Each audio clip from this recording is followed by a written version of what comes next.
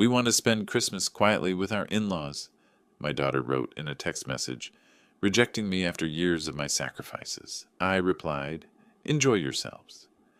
They didn't know that I had invited everyone else to my new villa, where the celebrations were in full swing without them. When they saw the photos, they stormed into my villa and did something I never expected. But at that moment, I knew they would regret it. Before we continue, please subscribe to the channel and let us know where you are listening in the comments. My phone buzzed against the granite countertop. I set down my coffee mug and glanced at the screen. Brianna, a smile tugged at my lips. My daughter finally responding about Christmas dinner plans. The words hit me like a physical blow. We want to sit quietly for Christmas with the in-laws. I read it again, then again. The morning sunlight streaming through my kitchen windows seemed to mock the darkness that had just invaded my perfectly planned retirement. My grip tightened on the phone until my knuckles went white. 30 years, 30 goddamn years of being there for every crisis, every need, every want. The memories flooded back with brutal clarity. Her college tuition at Emory. $60,000 a year when she changed majors 3 times. Daddy, I really think psychology is my calling now. Then communications, then business. I paid every bill without complaint. The wedding to Cody. My contribution alone was $45,000. We want it to be perfect, Dad. It's a once-in-a-lifetime day. I watched her dance in a dress that cost more than most people's cars, while Cody's family contributed their blessing and a fruit tray. The house down payment last year, another $80,000. We found the perfect place, Daddy. The neighborhood is amazing for when we have kids. Kids that never came, but the payments to me never stopped. Every phone call started the same way. Dad, I hate to ask, but yet she never hated it enough to stop asking. Car repairs, credit card debt, vacation funds, home renovations. The list stretched back decades. And I gave, always gave. I walked to the window overlooking my landscaped garden. This villa, purchased just last month for $2.8 million, was supposed to be my reward. My sanctuary. The place where I'd finally host Christmas dinner in style, where my family would see what their father had built through decades of smart investments and careful planning. The cryptocurrency portfolio that made me wealthy while others called it gambling. The tech startup investments that paid off when others said I was too old to understand the market. The consulting business that thrived because I never lost my edge. But none of that mattered to Brianna. I was just a bank account with a heartbeat. Sit quietly with the in-laws. Translation: your money is welcome, but you're not. The hurt transformed into something colder, sharper. I'd spent enough years being taken for granted.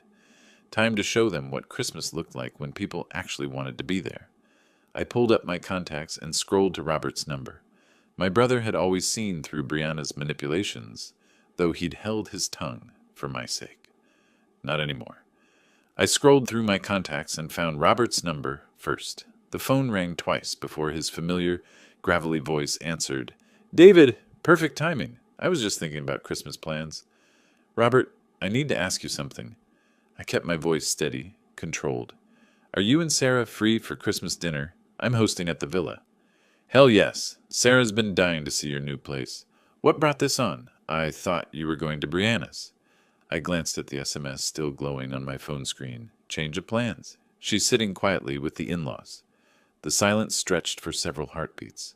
Then Robert's voice came back, sharp with anger. That ungrateful little... Robert, you're right. But damn it, David. How long are you going to let her treat you like an ATM? Not anymore. The words felt foreign on my tongue. But right. Will you call Mark and Janet? Tell them they're invited too, and the Hendersons, if they're in town. Consider it done. You know what? This is going to be the best Christmas dinner you've ever hosted. People who actually appreciate what you've done for them. After I hung up, I walked through my empty villa with new eyes. The formal dining room that could seat 12, the chef's kitchen with its double ovens and warming drawers, the entertainment room with its massive fireplace and panoramic windows. This wasn't just a house. It was a statement, and it was time to make it. The next call went to Tom Richardson, my former business partner who'd helped broker the Samsung deal that netted me 7 figures. Then Patricia Webb, who'd been there when my startup went public. People who'd witnessed my successes, not just my checkbook. Tom Richardson speaking.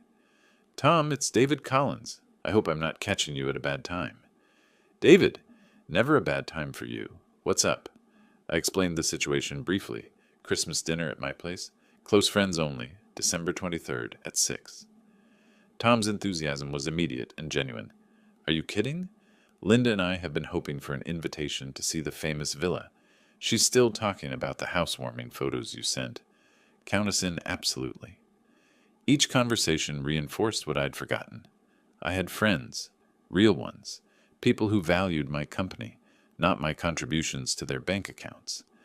I moved from the kitchen to my home office, pulling out a yellow legal pad to organize the menu. Prime rib, I'd order it from Morton's. Roasted vegetables, twice-baked potatoes, Caesar salad, and Patricia's famous tiramisu, if she agreed to bring it.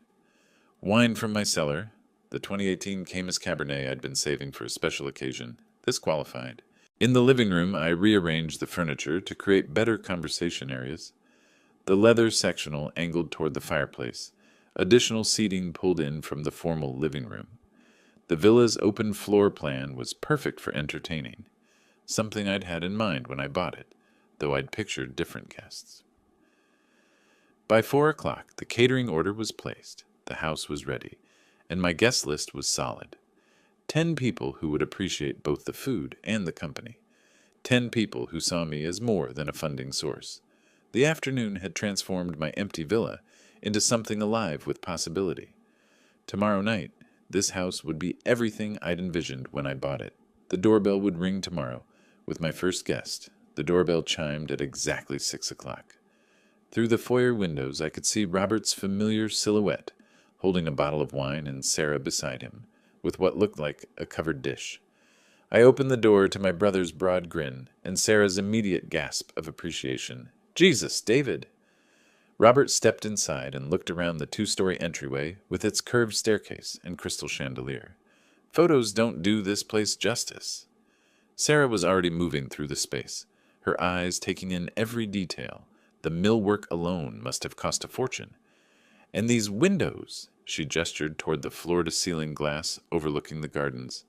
It's like something out of Architectural Digest. Before I could respond, car doors slammed in the driveway. Tom and Linda Richardson emerged from their BMW, followed immediately by the Hendersons' Mercedes. Within minutes, my foyer was filled with warm greetings, coat exchanges, and genuine excitement. David, this is incredible. Linda Richardson turned in a slow circle, taking in the space. When you said you'd bought a place, I pictured something nice. This is magnificent. The words hit differently than they would have coming from Brianna. These people weren't calculating what it cost, or wondering what they could get from me. They were simply happy for my success. I led the group through the main living area, pointing out features I'd chosen carefully. The imported marble fireplace, the custom built-ins, the professional-grade sound system. Each detail drew authentic appreciation. You've really made it, haven't you? Mark Henderson clapped me on the shoulder. All those years of smart investing finally paying off. Patricia Webb arrived fashionably late with her promised tiramisu and immediately began documenting everything with her phone. David, you have to let me post some photos. This place is stunning, and you look so happy. I found myself nodding. Why not? I'd worked hard for this success. I deserved to share it with people who celebrated my achievements, rather than resenting them. The evening flowed naturally from cocktails in the living room to dinner in the formal dining room. The prime rib was perfect, the wine exceptional, and the conversation moved effortlessly between shared memories, current projects, and future plans. Remember when you first told us about investing in Bitcoin? Tom raised his glass toward me. We all thought you'd lost your mind. Some of us, Linda corrected with a laugh. I told Tom we should follow David's lead, but he was too scared. Best decision you ever ignored me on, Tom admitted. Look where it got him. I felt the warmth of genuine respect, something I'd forgotten existed. These weren't people who saw me as a resource to be tapped. They were friends celebrating a friend's success. Robert stood for an impromptu toast.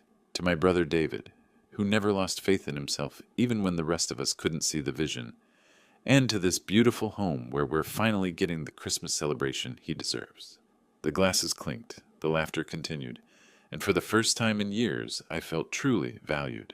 Patricia had been taking photos throughout the evening, candid shots of conversations, group photos by the fireplace, artistic shots of the dinner table. "These are going straight to Facebook," she announced. "Everyone needs to see how beautiful this turned out." I didn't object. Let the world see what success looked like when it was shared with the right people. The party was hitting its stride when my phone began buzzing insistently against my leg. I glanced at the screen through my pocket and felt a familiar tightness in my chest. "Brianna," I excused myself from the conversation and moved toward my home office, the sound of laughter and clinking glasses following me down the hall. I stepped into my office and closed the door before answering. "Hello, Brianna." "What the hell is this?" Her voice was sharp, angry. No greeting, no pleasantries. "Patricia Webb just posted photos of some party at your house, with Robert and everyone." I leaned against my desk, processing her tone.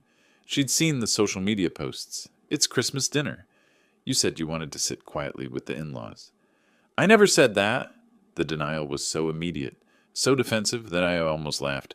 "Would you like me to read your text message back to you?" Silence. Then, "That's not what I meant. We want to sit quietly for Christmas with the in-laws." I read the exact words from my phone screen. What part of that was unclear? "You're being deliberately obtuse. You knew what I meant." Actually, I didn't.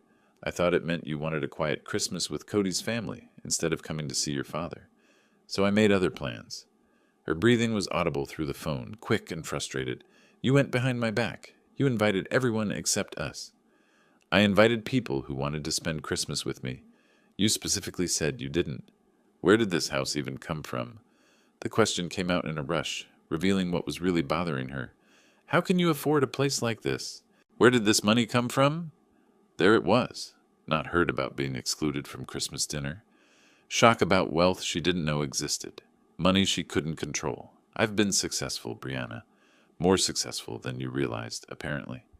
"Successful how? You never told me about any house purchase, about having this kind of money."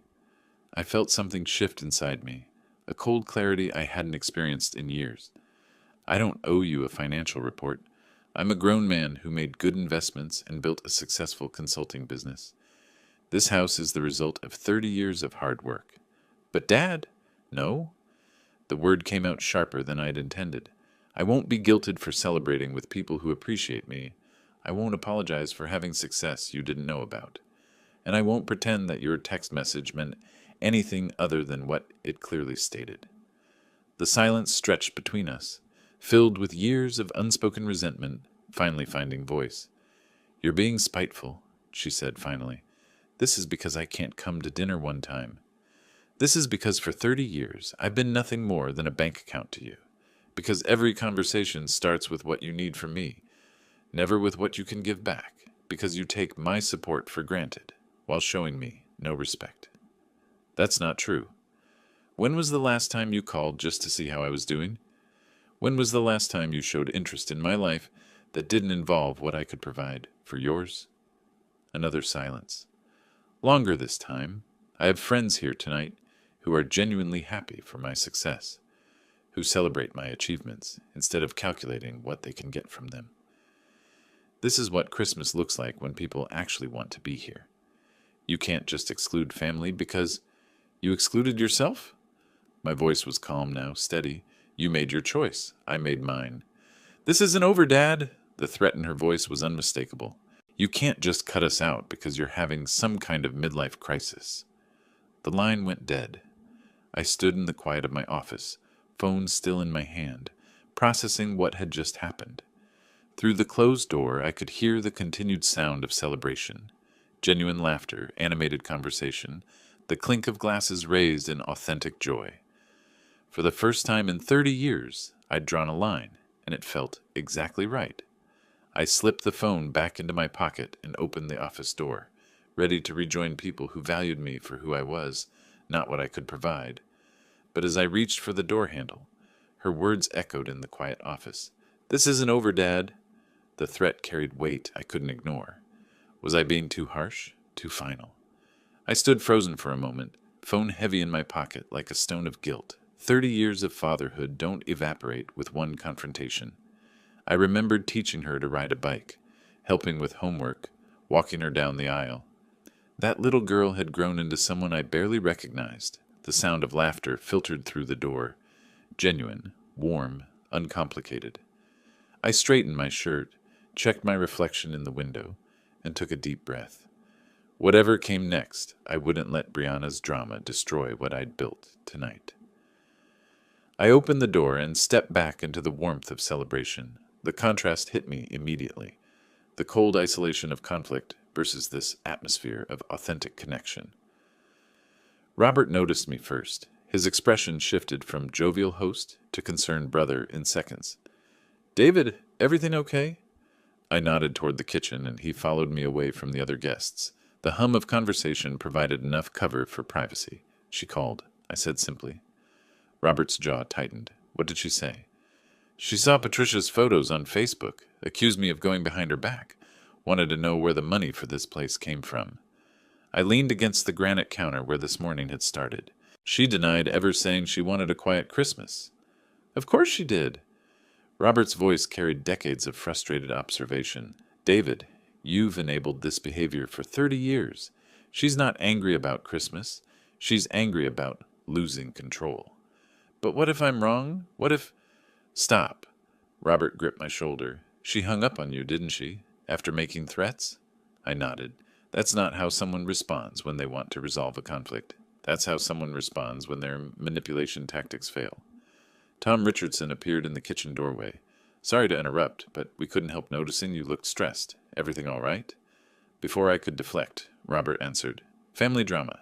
David's daughter is upset he's hosting Christmas dinner instead of catering to her demands." Tom's expression darkened with recognition. "Ah, the entitled offspring syndrome. Linda and I dealt with something similar with her brother. 45 years old, and still expected us to fund his lifestyle." "What did you do?" I asked. "Cut him off. Completely.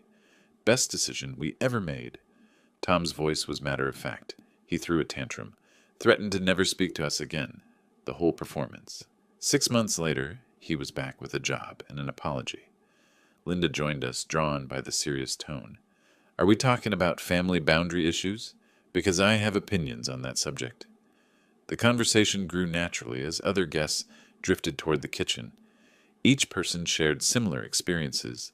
Adult children who took advantage, siblings who demanded support without reciprocation, parents who used guilt as currency. "The hardest part," Patricia said, "is accepting that love doesn't mean enabling. Sometimes the most loving thing you can do is say no." Mark Henderson nodded. "My father used to say, 'Respect isn't inherited, it's earned.' Applies to family just as much as anyone else." I felt something loosening in my chest. These weren't strangers offering platitudes. These were friends who'd watched me be taken for granted for years, who'd seen the pattern I'd been too close to recognize. "You don't owe anyone your dignity," Robert said quietly. "Not even your daughter." As the evening progressed, the earlier tension dissolved into renewed celebration. The conversation moved to lighter topics, but the support remained, wrapping around me like a safety net I hadn't realized I needed. Around 10 o'clock, I was refilling wine glasses when I heard something outside. Car doors slamming. Heavy footsteps on gravel. I glanced toward the front windows, but saw only darkness beyond the landscape lighting. "Probably the Johnsons coming home late," Sarah suggested when she noticed my distraction. I nodded and returned to hosting, but the sound nagged at me. The footsteps had been too deliberate, too angry for casual neighbors. The pounding started 20 minutes later. Not knocking, not ringing the doorbell. Violent, aggressive hammering that made the solid oak doors shudder in its frame. Conversation stopped mid-sentence. Wine glasses froze halfway to lips. Every face in the room turned toward the front entrance with identical expressions of shock. "Open this door right now!" Brianna's voice cut through the night air like a blade. "I know you're in there." My stomach dropped. She'd actually come here, actually driven across town to create a scene in front of my guests. The pounding resumed, harder now. Bang, bang, bang. "Brianna, lower your voice," I called through the door, moving toward it with measured steps. "We can discuss this civilly." "Don't tell me what to do." Her shriek made several guests wince. This is ridiculous. You can't just exclude family because you're having some kind of midlife crisis. Cody's weaker voice joined hers. Come on, David. Just open up. We can work this out. I looked back at my guests. Friends who'd come for a peaceful Christmas dinner and found themselves witnessing a family meltdown. Their faces showed everything from embarrassment to anger on my behalf. I'm sorry about this, I said to the room. Robert stepped forward. Don't apologize. You're not responsible for her behavior. The pounding intensified. My neighbors would hear this. The whole street would know about the Collins family drama. By morning, I reached for the deadbolt, knowing I had to end this before it escalated further. The moment the lock clicked, the door flew open with enough force to bang against the wall. Brianna stormed in like a hurricane, Cody trailing behind her with the expression of a man who'd lost all control of his life. How dare you? She pointed a shaking finger at me while scanning the room full of my guests. How dare you throw some party and exclude your own daughter? The living room fell silent except for the tick of the mantel clock. 10 pairs of eyes watched my 32-year-old daughter throw a tantrum worthy of a toddler. Brianna, you're making a scene. I don't care. She whirled around, taking in the villa's elegant furnishings, the crystal stemware, the obvious expense of everything around her. Where did all this come from? How long have you been hiding money from me? Patricia Webb stepped forward slightly, phone in hand. Excuse me, but this is a private dinner party. You're being incredibly rude. Brianna's attention snapped to her. You're the one posting pictures on Facebook. This is all your fault. I posted pictures of a beautiful home and a lovely evening with friends, Patricia replied calmly. Nothing inappropriate about that. It was inappropriate because I wasn't invited. You declined, I said quietly, in writing. That's not what I meant, and you know it. The absurdity of the situation was becoming clear to everyone in the room. Here was a grown woman, furious that her father had celebrated Christmas with people who actually wanted to be there. Tom Richardson's voice cut through the chaos. Ma'am, you need to calm down. This is completely unacceptable behavior. Don't tell me what's acceptable. Brianna spun toward him. This is between me and my father. Not anymore, it isn't, Robert said, his voice carrying warning. You've made it everyone's business by barging in here and screaming. Cody finally found his voice. Maybe we should just go home and... No! Brianna silenced him with a look. I'm not leaving until this gets resolved. She pulled out her phone, fingers moving rapidly across the screen. What are you doing? I asked. She looked up with a smile that chilled me. Calling the police. If you won't listen to reason, maybe they'll make you understand. The room erupted in shocked murmurs. My guests, successful, respectable people who'd done nothing but accept a dinner invitation, stared in disbelief. The police? Linda Richardson's voice was incredulous. For what? For this! Brianna gestured wildly around the room. For stealing family Christmas. For hiding assets. For elder abuse. The last accusation hung in the air like poison. I watched my daughter, phone pressed to her ear, preparing to weaponize law enforcement because her father had dared to celebrate Christmas without her permission. The sirens grew louder as they approached my quiet neighborhood. Red and blue lights began flashing through the villa's windows, casting an eerie glow across my guests' shocked faces. 2 officers emerged from the patrol car, a veteran sergeant with graying temples and a younger officer carrying a tablet. They approached the door with professional neutrality, though I caught them glancing around at the obviously peaceful suburban setting. Good evening, the sergeant said when I opened the door. We received a complaint about excessive noise and possible domestic disturbance. I'm Sergeant Martinez. This is Officer Norman. Brianna pushed forward before I could respond. Yes, thank you for coming. They're having this loud party and completely harassing me. Sergeant Martinez's experienced eyes took in the scene. A well-dressed group of adults holding wine glasses, soft jazz playing in the background. No evidence of excessive noise or disturbance. Ma'am, can you step outside, please? Sir, is this your residence? Yes, it is. I kept my voice calm and respectful. This is a quiet dinner party with family and friends. The sergeant nodded to his partner, who began taking notes.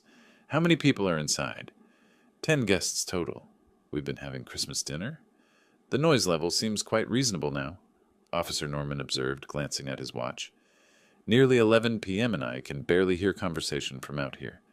Brianna's voice rose frantically. It was much louder earlier. They were being completely inappropriate for a residential area. "Ma'am, what's your relationship to the homeowner?" Sergeant Martinez asked. "He's my father, and he's been excluding me from family events. This is elder abuse." The accusation hung in the air like a toxic cloud. I felt my guest's sharp intake of breath behind me. "Sir, do you feel you're being abused or threatened in any way?"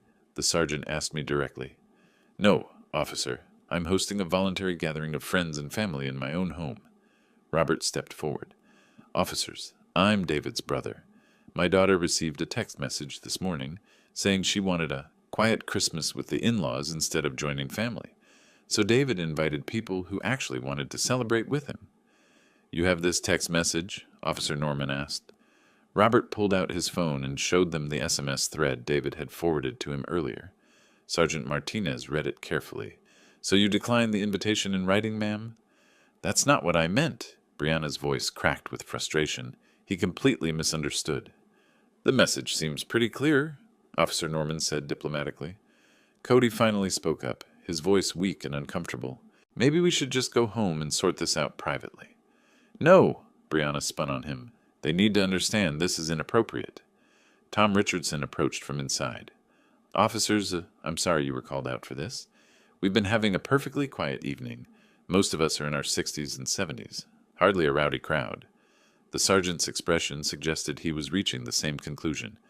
"Sir, have any neighbors complained about noise?" "Not that I'm aware of," I replied. "We haven't received any other calls about this address tonight," Officer Norman confirmed, checking his tablet. "How did you know about this gathering, ma'am?" Sergeant Martinez asked Brianna. "I saw photos on Facebook." The officers exchanged a look that spoke volumes about their assessment of the situation. "Ma'am, you called in a noise complaint about an event you learned about through social media?" Brianna's face flushed red. "It's the principal? This is harassment." "Sir," the sergeant addressed me, "you have every right to entertain guests on your own property, provided you're not violating noise ordinances. From what we can observe, you're well within reasonable limits." "What about the elder abuse?" Brianna demanded desperately. Sergeant Martinez looked at me with professional assessment. "Sir, do you have any concerns about your safety or well-being? Are you being coerced or threatened in any way?" "Only by the person who called you," I replied quietly. The officer's slight nod indicated he understood the real dynamics at play. "Ma'am, filing false reports is a serious matter. We're going to need you to move your vehicle, which is blocking the driveway, and allow these people to conclude their evening peacefully."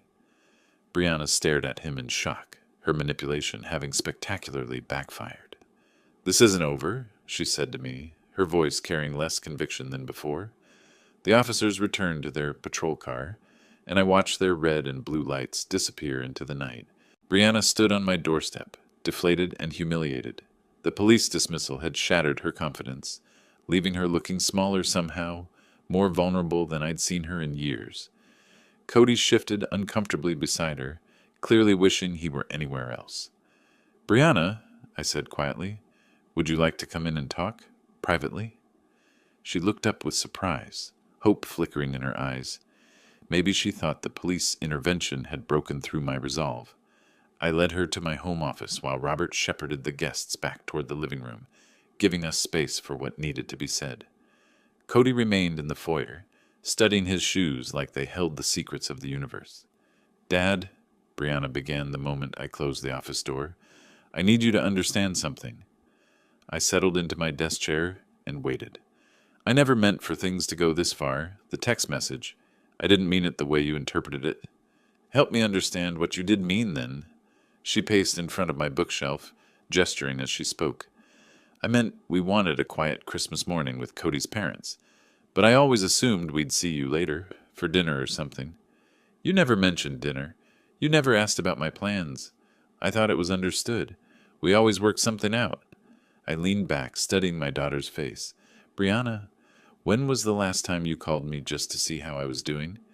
Not because you needed something, but just to talk?" She stopped pacing. "That's not fair. It's a simple question." The silence stretched between us, filled with 30 years of unexamined assumptions. "You're twisting this around," she said finally, "making it about something it's not." "What is it about, then?" It's about you having this beautiful house that I never knew existed. It's about you having money you never told me about. How long have you been hiding this from me?" There it was, the real issue.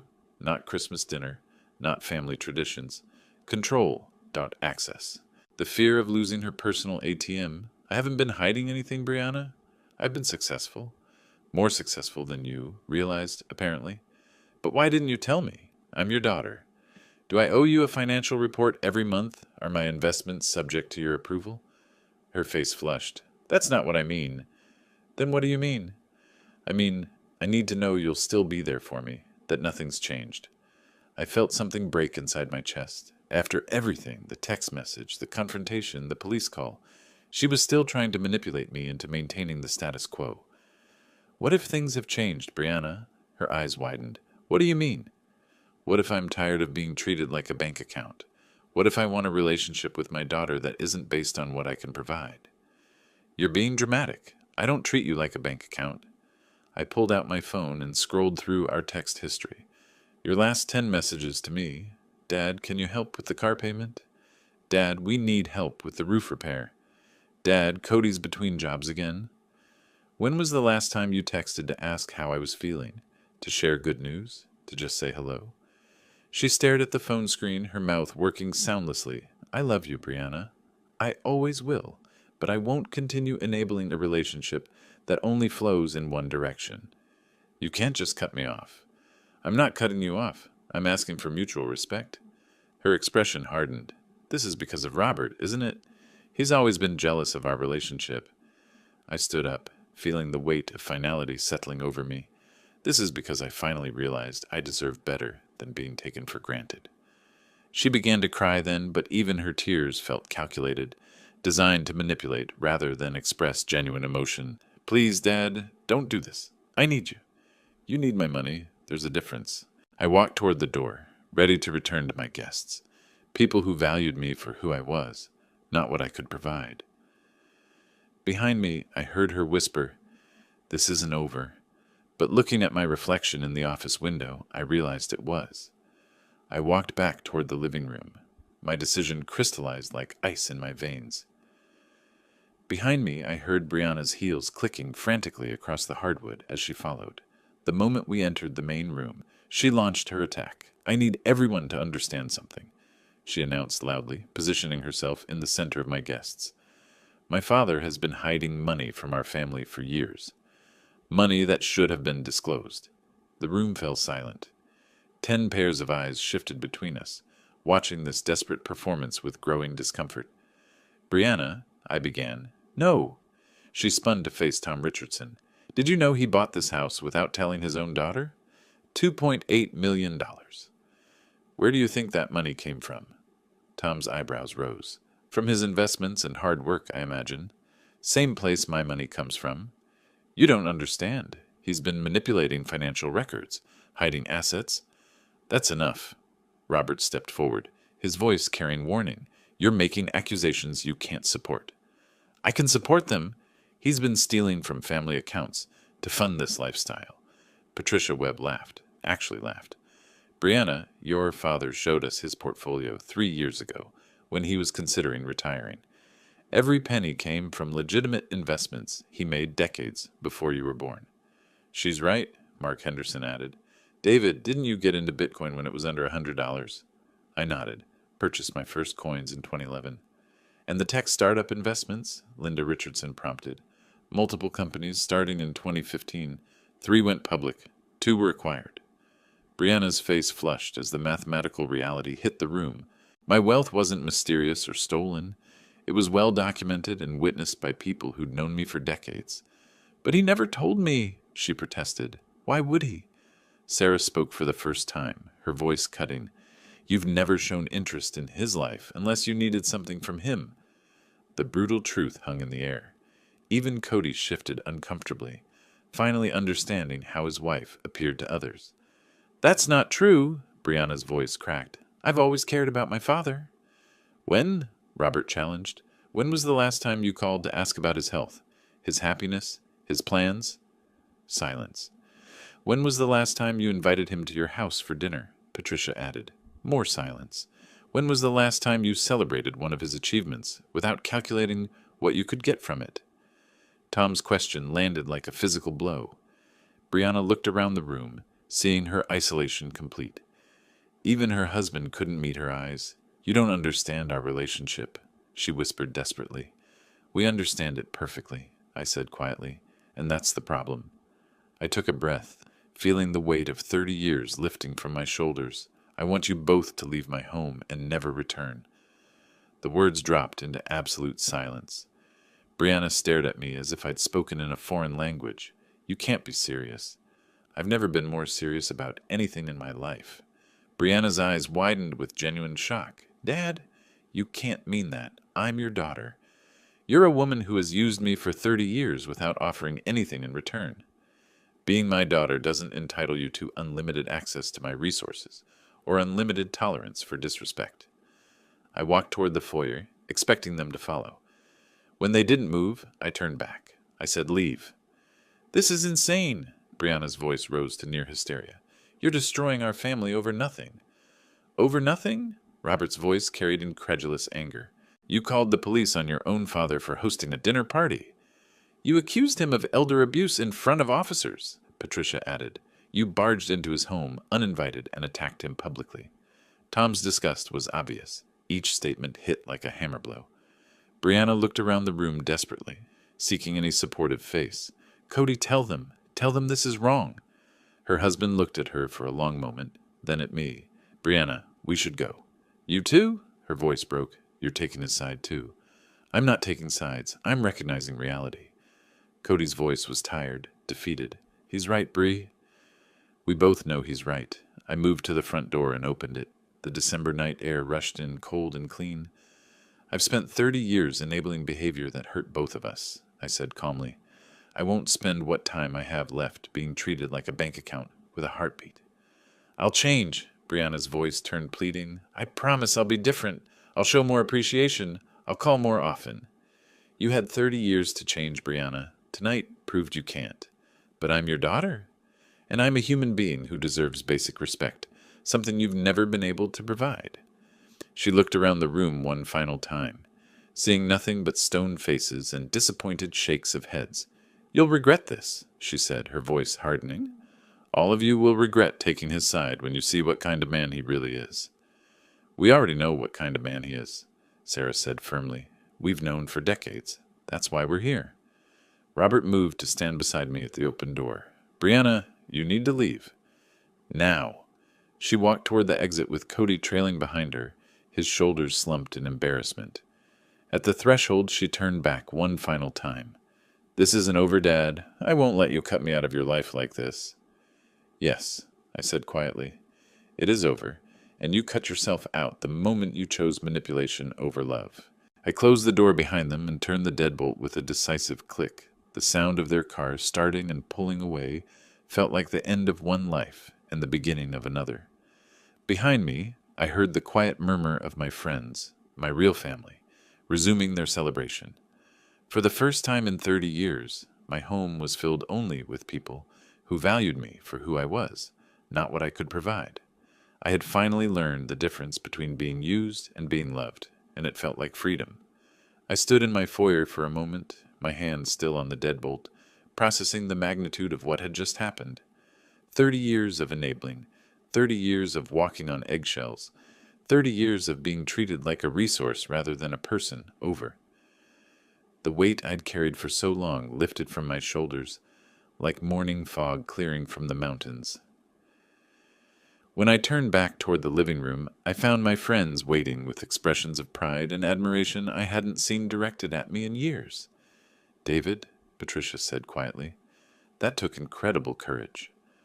Tom Richardson stood and began to clap slowly. One by one, the others joined him until the room filled with genuine applause, not for a performance, but for a man who'd finally chosen to respect himself. You handled that with more grace than she deserved, Linda added. Robert stepped forward and embraced me, his voice thick with emotion. I've been waiting 30 years for you to do that. I'm so proud of you. The validation hit me like a wave. These people, my real family, had witnessed everything and stood by me. They'd seen Brianna's true nature and David's transformation, and they celebrated justice being served. Sarah raised her wineglass to David Collins, a man who chose dignity over guilt and peace over chaos. To authentic relationships, Mark Henderson added. To knowing your worth, Patricia chimed in. We drank, and I felt something I hadn't experienced in decades, the pure joy of being valued for who I was, not what I could provide. Robert pulled me aside while the others continued celebrating. How do you feel? He asked. Free, I said without hesitation. For the first time in my adult life, I feel completely free. You're not losing a daughter tonight, David. You're gaining your life back. He was right. The woman who'd just left wasn't the little girl I'd taught to ride a bike. That girl had been replaced by someone who saw me only as a source of funding for her lifestyle. She made her choice 30 years ago, Robert continued. Tonight, you finally made yours. Linda Richardson approached us. David, I want to apologize. For what? For all the times over the years when I wanted to say something about how she treated you, but held my tongue. We all saw it. We all knew you deserved better. Tom nodded. We should have spoken up sooner. But tonight, watching you stand up for yourself, that was beautiful to witness. The conversation gradually turned to the future. Without toxic family dynamics poisoning every holiday, what would Christmas look like next year?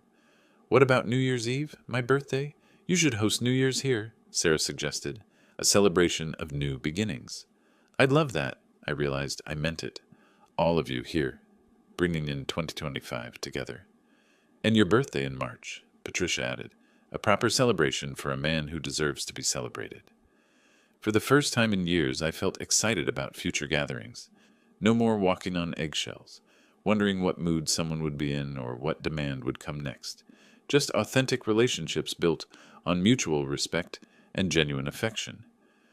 I can't believe I actually did it, I said, almost to myself. Believe it, Robert said firmly. You chose yourself tonight. You chose peace. Around 2:30, people began gathering their coats. The evening had been emotionally intense, and dawn wasn't far away. Thank you, I said to each person as they prepared to leave, for witnessing this, for supporting me, for being my real family. The hugs were warmer, longer than usual. These weren't just social obligations. These were bonds forged in truth and strengthened by justice. As the last car pulled out of my driveway, I walked back into my villa, truly my sanctuary now.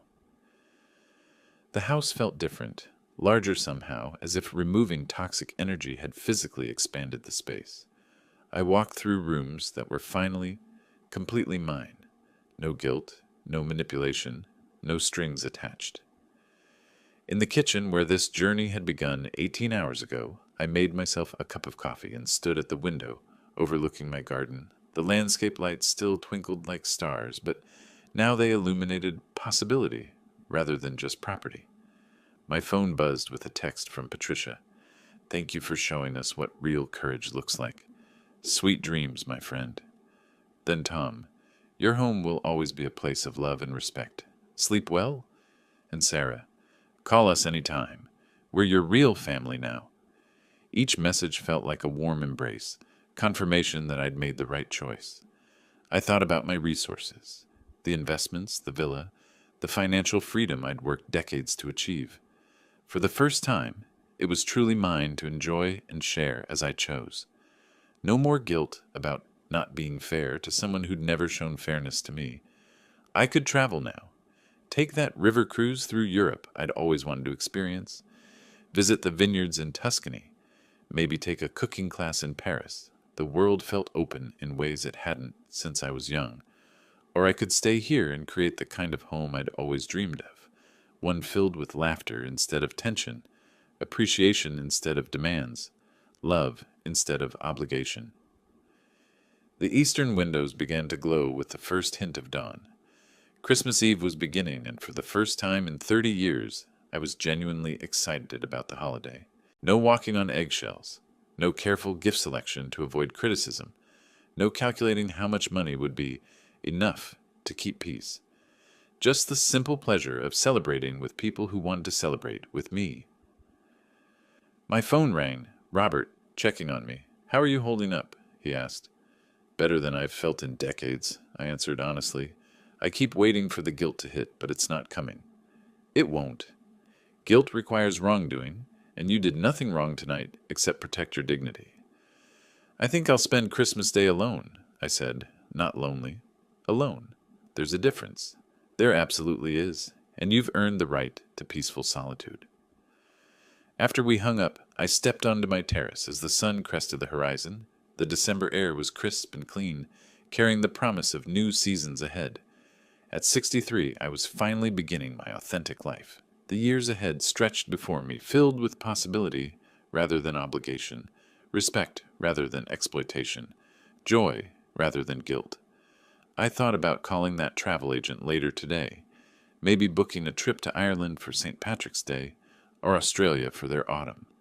The freedom to make plans without consulting someone else's emotional calendar felt revolutionary. As the sunrise painted my villa in gold, I realized this wasn't just Christmas morning. It was the first day of my real life. I had chosen dignity over duty, peace over chaos, self-respect over family obligation, and it felt like coming home to myself after a lifetime of being a stranger in my own life. The best gift I'd ever given myself was the courage to demand the respect I'd spent 63 years earning. Christmas had finally come home. If you liked this story, please like this video, subscribe to the channel, and share your impressions of this story in the comments. To listen to the next story, click on the box on the left. Thank you for watching.